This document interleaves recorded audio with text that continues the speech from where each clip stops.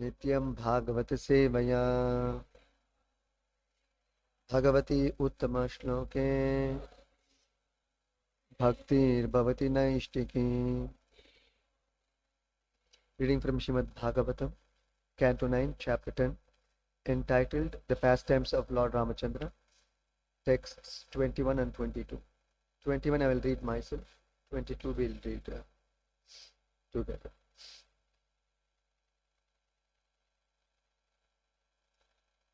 रक्षपति स्वफलनष्टिम् अवेक्ष्य रुष्टा आरुह्य यानकम् अथाभिस साररामम् स्वस्यन्दने द्युमति मातलिनोपनीते विभ्राजमानम् अहनन् निशितै शूरप्रैः. Translation by His Divine Grace, Srila Vajranaravinda Bhakti Vedanta Swami Prabhupada Ki Jai. Translation. Thereafter, when Ravana, the king of the Rakshasas, observed that his soldiers had been lost, he was extremely angry. Thus he mounted his airplane, which was decorated with flowers, and proceeded toward Lord Ramachandra, who sat on the effulgent chariot brought by Matali, the chariot driver of Indra. Then Ravana struck Lord Ramachandra with sharp arrows. Text 22. Ramaha tam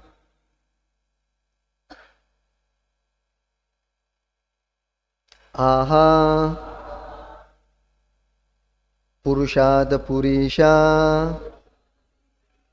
Yaha Naha Yat Naha Ramastamaha Purushad Purisha Yannaha.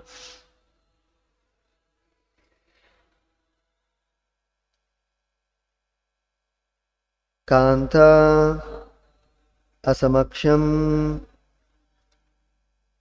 Asata Apahrita Shvavat Te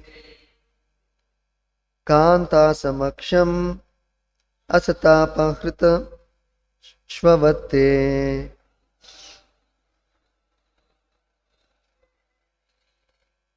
Tyakta Trapasya Phalam Adya Jugupsitasya Tyakta Trapasya Phalamadya Jugupsitasya.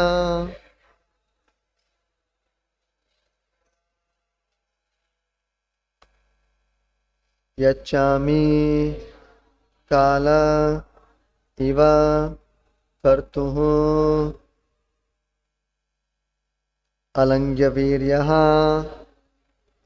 Yachami Kala Iva Karturalangya Viryaha. Ramastamaha Purushada Purishayannaha. Kanta Samakshama Pahrita Shvabatte. Tyakta Trapasya Palamadya Jugupsitasya. Yachami Kala Iva Karturalangya Viryaha. Ramastamaha Purushada Purishayannaha. Kanta Samaksham Asata Pahrita Shvavatte. Tyakta Trapasya Palamadya Jugupsitasya. Yachami Kala Iva Karturalangya Viryaha.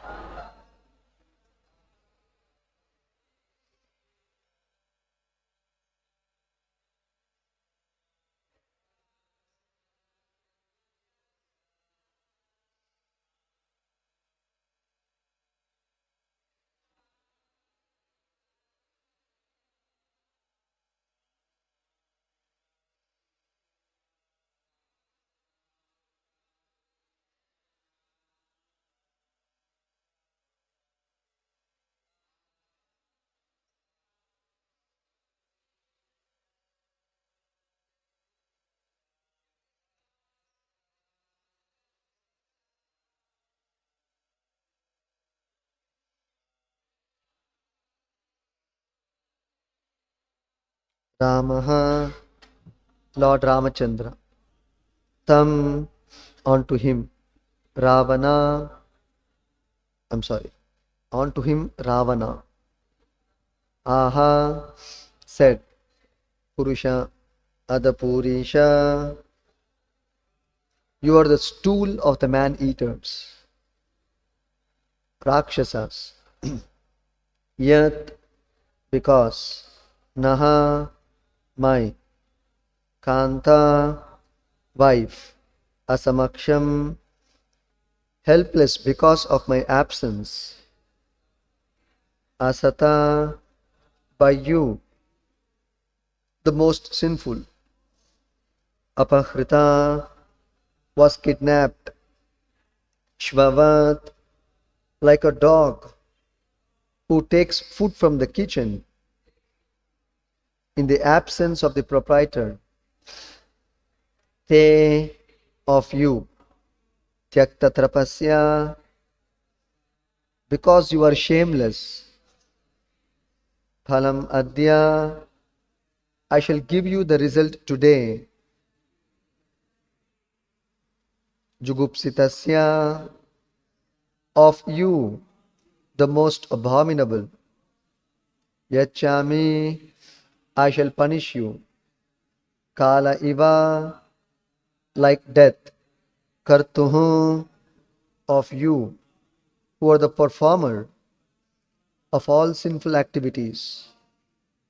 Alangya viryaha, but I, being omnipotent, never fail in my attempt. Translation and purport by His Divine Grace Srila Bhakti Arvind Bhakti Vedanta Swami Srila Prabhupada Ki Jai. Translation. Lord Ramachandra said to Ravana, you are the most abominable of the man-eaters. Indeed, you are like their stool. You resemble a dog. For as a dog steals eatables from the kitchen in the absence of the householder, in my absence you kidnap my wife, Sita Devi. Therefore, as Yamaraj punishes sinful men, I shall also punish you. You are most abominable, sinful and shameless. Today, therefore, I, whose attempt never fails, shall punish you. Can you repeat the translation? Lord Ramachandra said to Ravana, you are the most abominable of the man-eaters. Indeed, you are like their stool. You resemble a dog. For as a dog steals eatables from the kitchen in the absence of the householder, in my absence you kidnapped my wife, Sita Devi. Therefore, as Yamaraj punishes sinful men,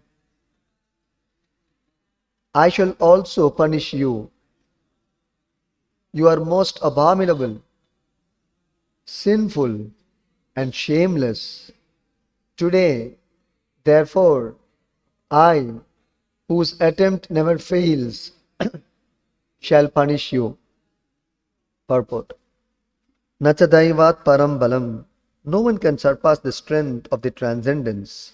Ravana was so sinful and shameless that he did not know what the result would be of kidnapping Mother Sita, the pleasure potency of Ramachandra.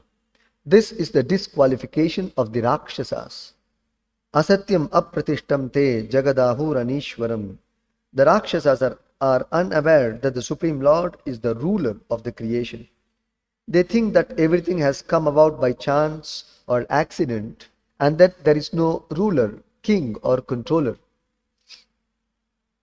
Therefore, the Rakshasas act independently as they like, going even so far as to kidnap the goddess of fortune. This policy of Ravana's is extremely dangerous for the materialist. Indeed, it brings ruin to the materialistic civilization. Nonetheless, because atheists are Rakshasas, they dare to do things that are most abominable, and thus they are punished without fail. Religion consists of the orders of the Supreme Lord, and one who carries out these orders is religious. One who fails to carry out the Lord's orders is irreligious, and he is to be punished.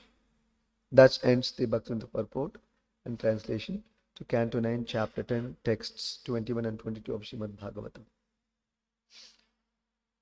Om Ajnanatimirandasya Jnananjanashalakaya Chakshurunmilitam Yena Tasmai Shri Gurave Namaha. Namo Vishnupadaya Krishna Preshtaya Bhutale Srimate Bhakti Vedanta Swaminiti Namine. Namaste Saraswate Deve Gauravani Pracharine Nirvishesha Shunyavadi Paschati Deshatarine. Jaya Shri Krishna Chaitanya Prabhu Nityananda Shri Advaita Gadadhara Shri Vasadi Gaura Bhakta Vrinda. Hare Krishna Krishna Krishna Hare Hare, Hare Rama Rama Rama Hare Hare.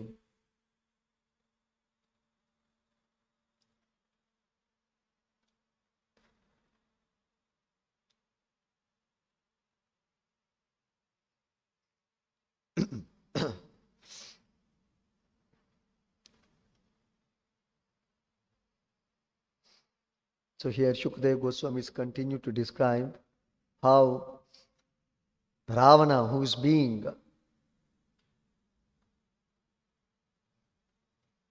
recognized as the king of Rakshasas, addressed by Shukadeva Goswami as the king of Rakshasas.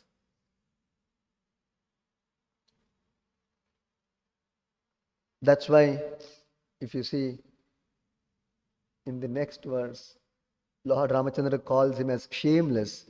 Somebody wants to be recognized as a great man, pious man, charitable man, kind person, magnanimous person, be recognized with good qualities. But here, Ravana is addressed as the king of Rakshasas. And yet, he is happy to possess that title and continues to nurture the Rakshasa qualities. And the peak of this nurturing is to even dare kidnap the Lord's internal potency, the Lord's own wife, Mother Sita. Yet he continues to do those kind of atrocious activities. So he is referred as the king of Rakshasas. So Ravana, first of all, is the king of Rakshasas. That means all his activities are mischievous by nature. Characteristically, all his activities will be mischievous. Yet he is becoming angry. There should be a cause for anger. When something goes wrong from the right path or way of action, and then you become angry, such anger is justified. Here, Ravana is first of all doing breaking the principles of dharma by kidnapping somebody else's wife. And here that somebody is the Lord himself. So he is an aggressor, according to the Dharma Shastra also. And yet he is angry. Instead of Rama becoming angry, he is angry. This is the nature of Rakshasas. Even if the mistake is on his side, he becomes unnecessarily angry, as we see in this case. So when he observed that he lost, why did he become angry?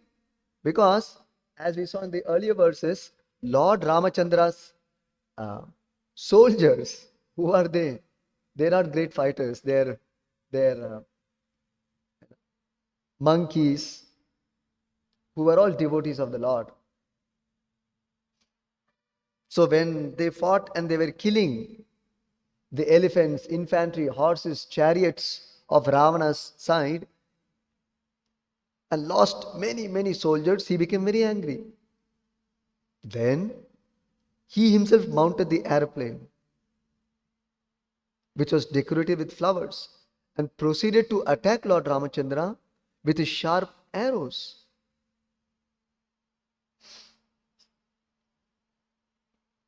Lord Ramachandra also was seated on a chariot drawn by Matali, who was the chariot driver of Indra. So having observing that Ravana is marching towards him, Lord Ramachandra addressed Ravana in this way: "You are the most abominable of man-eaters.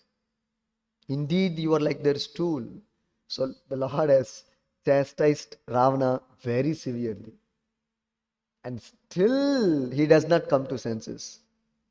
You can just see. This is called thick-skinned. I want to use the normal colloquial language, buffalo-skinned, we say. So Ravana is such thick-skinned person. The Lord is chastising him for his mistake, and still he is not repenting. He is not recognizing his mistake. He is not repenting. He is not willing to correct. He wants to justify and continue. This is the nature of a asura. Asura means he will not accept his mistake. He does not want to accept his mistake and forget correcting the mistake. He always tries to justify. Such a person actually is an asura or asuric minded. So Lord Ramachandra is saying, indeed you are like their stool.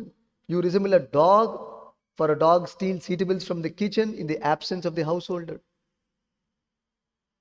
So he has kidnapped Lord Rama's wife when Lord Rama was not present with his wife. This is actually an act of cowardice, not befitting a hero.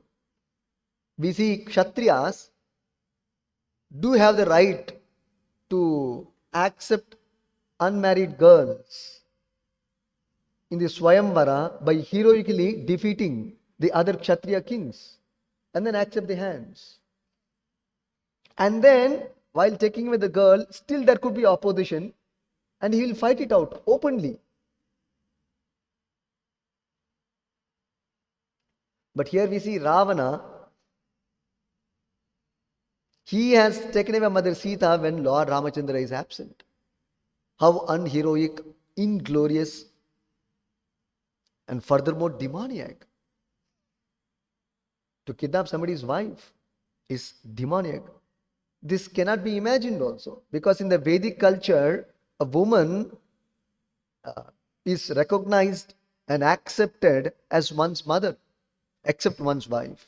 Every woman, whether she is a small girl or middle-aged or even elderly, every woman is considered as one's mother. So where the question of having a wrong connection with mother, wrong dealings or association with one's mother, cannot even imagine. That is the Vedic standard. Behenji, Prabhupada says in a lecture, is not a Vedic understanding. He says Behenji. No, that's not Vedic understanding. Vedic understanding is Mata or Amba. That's why Prabhupada says the word Mumbai actually came from Mumba Devi. Actually refers to mother. Mother nature. So we recognize every woman as mother. And then here we see that here Ravana is kidnapping Lord Rama's wife, which is very unbecoming. And such aggressors should be dealt very severely. That's how Lord Ramachandra killed the entire dynasty of Ravana. One may ask, okay, Ravana was the offender. He should have killed only Ravana. Why he killed all the other soldiers? Because whoever has supported Ravana and has come for the fight must have been birds of the same feather. They all should have been of the same clan, same mentality, same demonic nature. Otherwise, why are they supporting Ravana? They should have stood apart, just like Vibhishana. If you ask, is it moral that Lord Ramachandra killed everybody? Is it justified? No, he didn't kill everybody. He spared Vibhishana. Because Vibhishana stood apart. Even when everyone stood in line with Ravana in Lanka. So Lord is very discriminative also. His move is very thoughtful. He is very conscious. The Lord being the Dharma Pati, Dharma Rat, protector of Dharma, he will never do anything which is irreligious. All of the Lord's activities are completely pious and religious, of the highest religious nature. He doesn't do anything which is polluting his character, including Krishna, Rama, all the avatars of Vishnu. It is our misreading of the Lord's pastimes. So he spared Vibhishana, but he killed all the other kings and soldiers on the side of Ravana because they supported a wrong act of Ravana. Same thing we see even in Mahabharata, a similar instance. This question comes up that how Bhishmadev was killed when he being a Mahajana. And why did Lord Krishna encourage Arjuna to kill even Bhishmadev? And the whole beginning chapter of the Bhagavad Gita, we see Arjuna is arguing, Gurun ahatva hi mahanubhavan, shreyo bhoktum, Vaishavapiha loke, hatvartha kamamstu gurun ihaiva, bunjiya bhoga nudira pradigdhan. So Arjuna is saying, how can I kill my guru, my grandfather? When Krishna said, you fight this battle, but Arjuna is thinking, but in this battle, my guru, my grandfather, my relatives, my friends, my brothers, my cousins are there. How can I fight them? How can I kill them? So what is the justification? And then a Mahajana like Bhishmadev is present. How can you kill him? Of course, here in this context, it's not killing of a Mahajana. We should know that Chaitanya Mahaprabhu explains this. How did, before that, so why did Krishna encourage Arjuna to kill Bhishmadev? Because Bhishmadev also, his consciousness became polluted. Why? If we ask. So the reasoning is given in the Shastras. Vishayera anna khaile haya mala mana. If you eat food in the house of a non-devotee or a materialistic person, your consciousness also will be polluted. And you will also acquire such kind of thoughts and mentality and feelings and consciousness. So therefore it is recommended one should strictly take only Krishna prasadam, nothing else. Food which is offered to Krishna and has therefore become sanctified. It has become sanctified. And that food also must be prepared by a devotee of the Lord, not by a non-devotee. So that is very important. Otherwise it affects one's Krishna consciousness state. So Bhishmadev, because he was regularly eating the food provided by Duryodhan, Dhritarashtra, his consciousness also was influenced materially. So this is the risk of eating bhoga or eating, like Prabhupada says one place, eating prasadam. Prasadam. Actually, Prabhupada says a non-devotee cannot offer food to Krishna, therefore it cannot become prasadam. So somebody will say, when we meet people, this is prasadam, please take. Actually, it cannot become prasadam because Krishna does not accept food from a non-devotee. As one quote by Prabhupada. So prasadam means you have to be a strict devotee following, or at least you should have that sincere feeling to become a devotee and attempting to become a devotee following the principles. Then you offer food, Krishna will accept it. So in the name of prasadam, we should not dilute our standard. So Bhishma Dev, coming to this point, then how did he succumb to this situation? Actually, it is the Leela of the Lord. The Lord is teaching us. Sometimes the Lord uses His own devotees to teach, including Mahajanas. But they are not to be blamed. Not that they have fallen down from their position. The Lord is Achyuta, one who never falls down from his spiritual status and stature.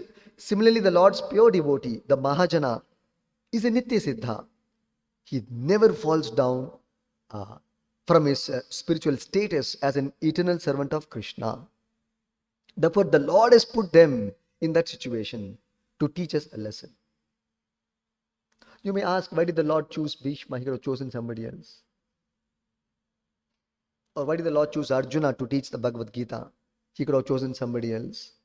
So the answer is given. Prabhupada gives a nice example. Sometimes, if the mother-in-law has to teach the daughter-in-law, then she will not teach the daughter-in-law directly. She will teach her daughter and tell her, do like this, not like this. This is wrong. This is not the way. Then daughter-in-law gets a signal. Oh, okay, understood. Otherwise, sometimes if you teach the daughter-in-law directly, there may be non-acceptance. There may be mini Mahabharata, mini Ramayana, beginning and going to what extent we can't say. So therefore, teach your daughter to teach others.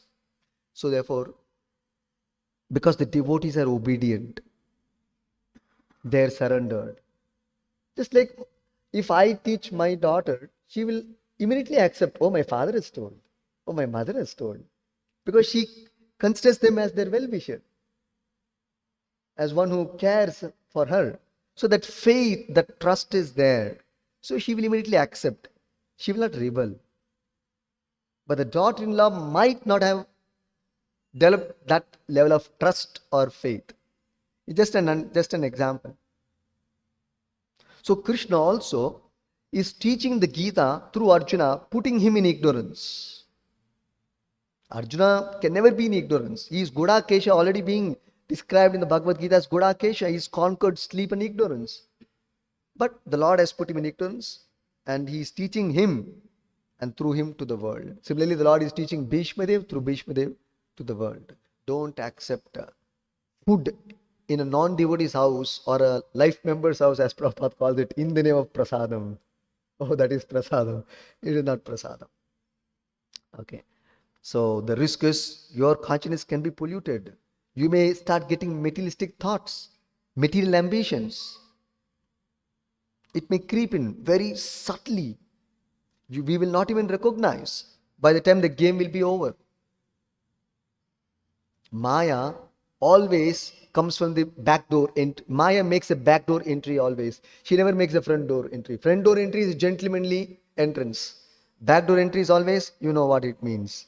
It's opposite of that. So Maya always makes a back door entry. She never says openly to you, come, I am Maya and I'm going to disturb you. Be prepared. She will never say that. Subtly she will come. And everything looks to be perfect. Like a thief comes from back door, silently steals everything and goes away. Like that Ravana also here we see silently is coming. When Ramachandra is not there, he's a coward. He has no strength and guts to face Lord Ramachandra. So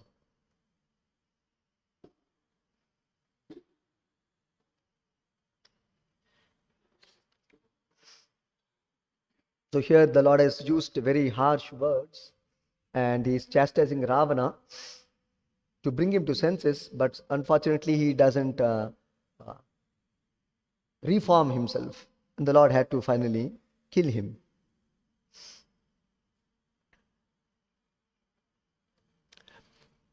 Now, is Ravana's anger justified?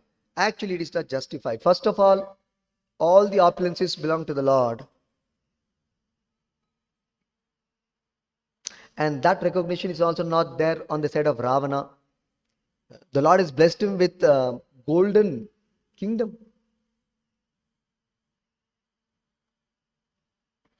He doesn't recognize that. He had beautiful wives and the most beautiful Mandodari. She was the most beautiful woman on the earth at that time. Leaving alone Mother Sita, of course.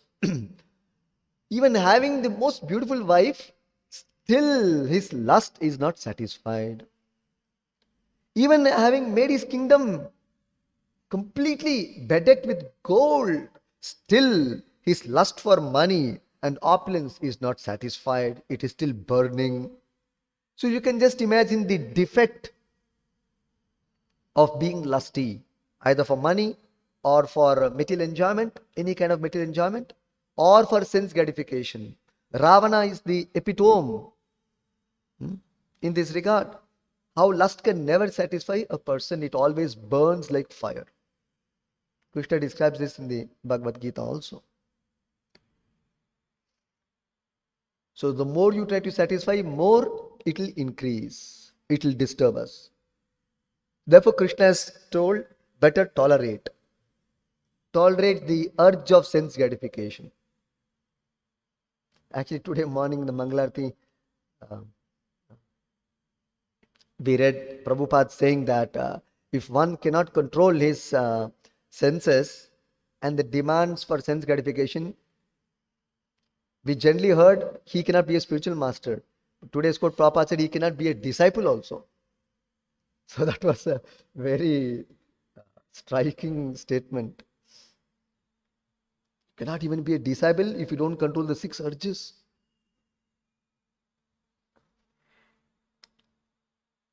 Vacho vegam manasa krodha vegam jihva vegam muduropastha vegam etan veganyo vishaheta dhira sarvam apimam prithvim sasishyat. So very striking here is Rupa Goswami in Upadeshamrita says that one should control 6 kinds of urges to become spiritual master and make disciples all over the world. But here Prabhupada is saying if you don't control the senses, you cannot even be disciple. Forget making disciples. So what are the 6 urges? Vacho vegam, the urge to talk, to speak. Vacho vegam, there's urge in speaking. Manasa vegam, there's urges of the mind. So you want to do it immediately. There's no sobriety. No, it must happen now only. Jai Krishna Balaram Gaurigaya. Prabhupada. So Vacho vegam manasa. Krodha vegam, the urge of anger. Very interesting to understand, although we don't have much time. Jihva vegam, the urges of the tongue. Udara and upastha vegam, the urges of belly and genitals. So these things we have to be on guard. So Vacho vegam, maybe 1 or 2 we'll try to discuss and close. Vacho vegam,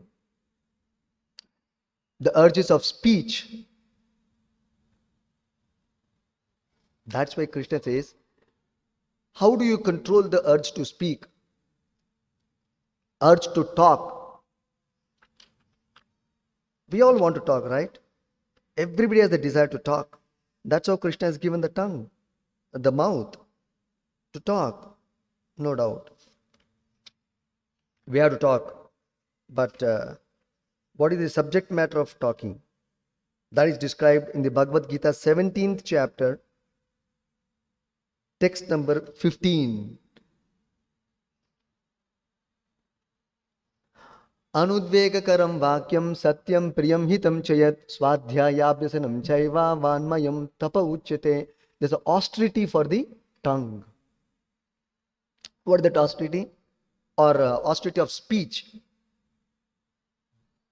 Vanmayam tapa uchyate. Vakmayam. Vak means speaking. So what is that? Austerity of speech consists in speaking truthfully and beneficially, and in avoiding speech that offends. One should also recite the Vedas regularly. So 4 things Krishna has said here. If you want to speak, what is the criterion for speaking? Everybody is eager to speak, right? To talk. to tell something to others. So what is the criteria in talking or speaking? First of all, are you going to speak the truth? Or is it speculation? Or is it a possibility? Or a most probable thing what you observed? No, then you don't speak. Verify the facts. Take time. Do homework. Or you restrain yourself from talking. Verify the facts. Establish the fact. And then only it will be truthful. Otherwise, you will be unnecessarily offending somebody, victimizing somebody, which is not good. So, one should speak truthfully. Then one should speak something which is beneficial. Okay, now I'm going to speak. But is it going to benefit me, the person whom I'm speaking, and even others? Then let me speak. Otherwise, let me not speak.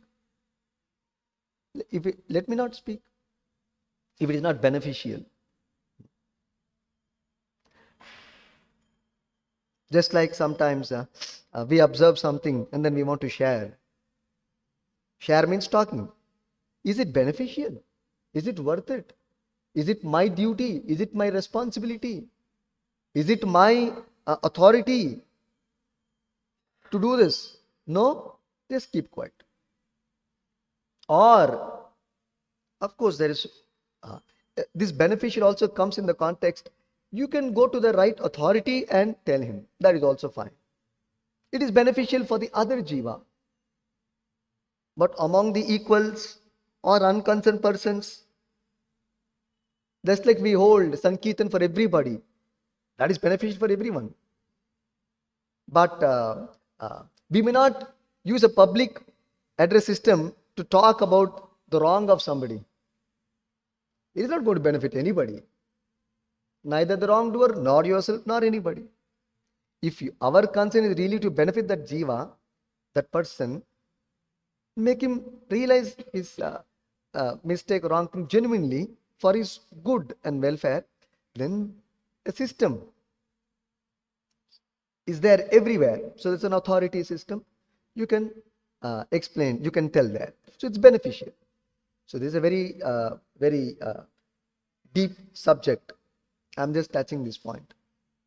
So if it's beneficial, let me talk. Not beneficial, let me not talk. Sometimes out of goodwill, I want to tell that person, but if he's not willing to listen or take the good advice, then we should desist from such good advice.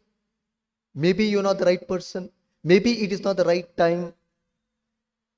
Maybe you may not know how to use the right words, the right emotions, the right language. So many things. Most importantly, if it is not my cup of tea or my business, I should not put my head. So speak, which is something which is very beneficial, and avoid speech that offends. This is another important point Krishna is saying. Avoid speech that offends. Even if somebody has done a mistake, if you are talking with that person, it should be to correct him for his good, but not to show your superiority over him and to degrade him, denigrate him. No, that is not the intention. The soul is part and parcel of Krishna. Today he is in Maya. And by your attempt, he goes more into Maya. Instead of doing good, you have done bad to the soul, to the jiva, to the person. So, we should not speak something which is offensive, even while correcting. And what do you speak of a person who is acting? So, this offensive mentality has to get corrected. That's why best is, generally recommendation is, we do our seva, our duty, whatever the duty as per one's varnashrama dharma or duty given by Guru. The second chapter, these things are discussed already. The basics of the Gita is already being given in the second chapter. So, then we are safe. The judgment is a very, very difficult task. And we don't have rights to judge on other jivas. Because it should not lead to lording over, increment of one's lording over tendency. It should be done in a humble state of mind. that which is benefiting the jiva. So many criterions are there. So what is the solution? Better recite Vedas regularly. 700 verses are there to talk. We used to have some devotees, while bathing, while walking, while talking, always used to chant shlokas. So we used to memorize a lot of verses. There were some devotees who would memorize translations and purports also. So much work is there for this tongue. And Chaitanya was giving you blanket permission. Yare deko tare koho Krishna Upadesh. Unlimitedly you can talk about Krishna. There is no limit. But if you want to talk anything with a particular jiva, no. It is not allowed. Because we don't have that kindness, that love, that affection, that care, that compassion to correct somebody. So these are the qualities needed. And Prabhupada said, before you judge, you will be judged. And Prabhupada said, recently I read last week, it struck me very strongly. If you want to correct others or judge others, Prabhupada said, you have to be perfect soul. If you're not a perfect jiva, you don't have the right to judge others. That was a very strong statement. Or you should be given that service. You should be authorized to do that service. Then also it is fine. So two conditions are there where you can correct somebody. Judge somebody. Right, wrong, or whatever. Only when you are authorized to do that service, or if you are in the position of judging others. That means it indicates you are perfect. That's why only Guru can correct. Or Guru has given that seva to one of his disciples on his behalf, so he does it. We chant Hare Krishna, enjoy Sankirtana, Krishna Prasadam. The risk of all these things is, if we don't follow, we will not get the fruit of Bhakti Rasa. The taste of devotional service will remain far from our reach. What do we want? We want to taste Bhakti Rasa. We want the other jiva to taste Bhakti Rasa also. But neither you will get, nor you are making the other jiva get. So Ravana was very offensive, and the Lord was very unhappy with him. So like that, we should also not end up doing something which will cause unhappiness to the Lord, unhappiness to the spiritual authority. We should do something which is pleasing. Because we always want blessing, right? Prabhu, please bless me. Prabhu, please bless me. One place Prabhupada said, blessing means following my instruction. Blessing is not something, a product where you can just take it like that. Blessing is included in following. This one more thing which struck me, which I didn't understand for many years. Later I understood. Blessing means, blessing is already included in following the instruction of Guru and Krishna. So if Prabhupada has told something, or our authorities have told something, and then we follow that, blessing is already there in that. Just our sentiment, Prabhu, please bless me. You want one akshata, some rice grains mixed with turmeric. Prabhu, somehow in your ISKCON, all the turmeric is the rice.